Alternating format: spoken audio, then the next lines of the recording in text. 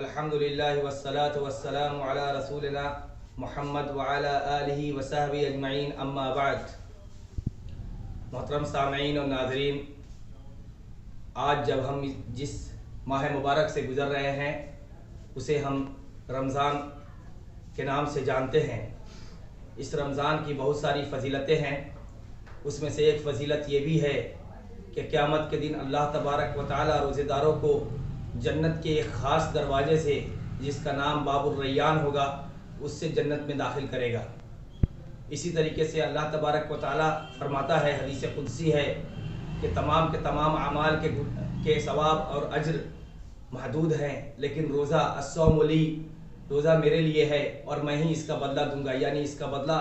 لامحدود ہے، اللہ تبارک و تعالی کو ہی پتہ ہے۔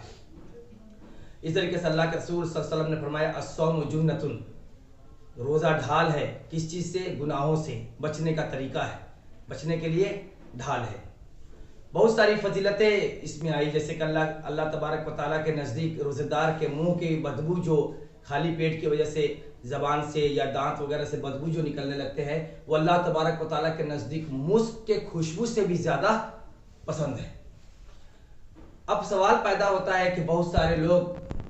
جو بد نصیب ہوتے ہیں، جو استطاعت کے باوجود روزے نہیں رکھتے، تو ان کا کیا حکم ہوگا؟ تو ایک ہے عذر شرعی، جیسے کہ کوئی انسان سفر پہ ہے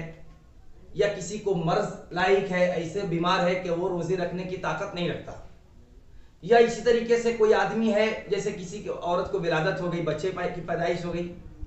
یا عورت ناپاک ہے، حیض کی حالت میں ہے، یعنی کہ عذر شرعی کے اگر اس کو ہے، اور اگر عذر شرعی کے مطابق ہے تو وہ روزہ نہیں رکھتا ہے، تو اس کے اوپر کوئی کفارہ نہیں ہے، کوئی گناہ نہیں ہے۔ وہ بعد کے ایام میں کیا کرے کہ اس روزے کو پورا کر لے، قضا کر لے۔ اور وہ آدمی، دوسرا وہ آدمی جو سارے آسائش، سارے کے سارے فیسلٹیز، سارے کے سارے چیزیں مہیا ہونے کے باوجود، سہولت ہونے کے باوجود کوئی عذر شرعی نہیں ہے، پھر بھی وہ شخص روزہ نہیں رکھتا، شوقیہ روزہ نہیں رکھتا، اس کا کیا حکم ہوگا؟ تو ایسے میں ہم دیکھیں گے اس آدمی کا کیا منہج ہے۔ یا وہ آدمی بالکل یا رمضان کا انکار کرتا ہے کہ رمضان کو ہم مانتے ہی نہیں ہیں، روزے کو نہیں مانتے ہیں، تو گویا وہ شخص اسلام کے ایک رکن کا انکار کر رہا ہے۔ بنی الاسلام علی خمس، اسلام کی بنیاد 5 چیزوں پر ہے، ان 5 چیزوں میں سے ایک رمضان ہے، اور ایسی صورت میں اگر کوئی شخص رمضان کو انکاری کر دے کہ ہم رمضان کو مانتے ہی نہیں ہیں، تو ایسا شخص کافر ہے، وہ اسلام سے خارج ہے۔ لیکن کوئی شخص جو رمضان کو مانتا ہے، روزے کو مانتا ہے، لیکن وہ روزہ نہیں رکھتا، تو ایسا شخص کبیرہ گناہ کا مرتکب ہے، اور اس شخص کے بارے میں اتنا ہی کافی ہے کہ اللہ کے رسول صلی اللہ علیہ وسلم ایک مرتبہ،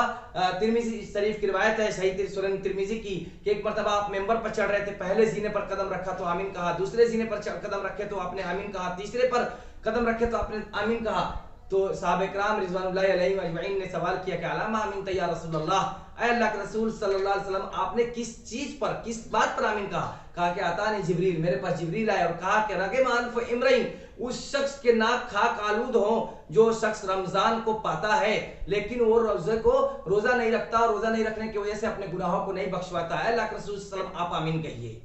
تو آپ اللہ کے رسول صلی اللہ علیہ وسلم نے اس پر آمین کہی۔ تو یہ لمبی روایت ہے۔ پتہ یہ چلا کہ جس چیز کے اوپر، جس عمل کے اوپر اللہ کے رسول صلی اللہ، حضرت جبریل نے بد دعا فرمائی ہو اور اس پر اللہ کے رسول صلی اللہ علیہ وسلم نے آمین کہی، اس کی سنگینی آپ پتہ لگا سکتے ہیں۔ اسی طریقے سے معراج کا واقعہ کا بیان میں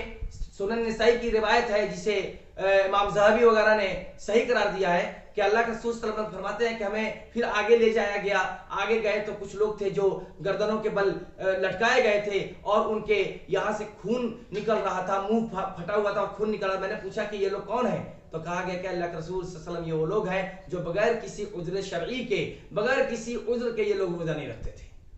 تو پتہ یہ چلا کہ روزہ رکھنا ہے، اور اگر کوئی شخص روزہ نہیں رکھتا، گویا وہ دونوں حالتوں میں، اگر روزہ کا انکار کرتا ہے تو کافر ہے، اور اگر روزہ کوئی مانتا بھی ہے، جانتا بھی ہے کہ روزہ ایک عمل ہے، پھر بھی وہ روزہ نہیں رکھتا اور اس کے پاس کوئی عذر شرعی نہیں ہے، تو ایسا شخص کافر ہے، ایسا شخص کبیرہ گناہ کا مرتکب ہے، اور ایسے شخص کا انجام بہت برا ہونے والا ہے۔ اللہ تبارک و تعالی ہم تمام لوگوں کو روزہ رکھنے کی توفیق عطا فرمائے.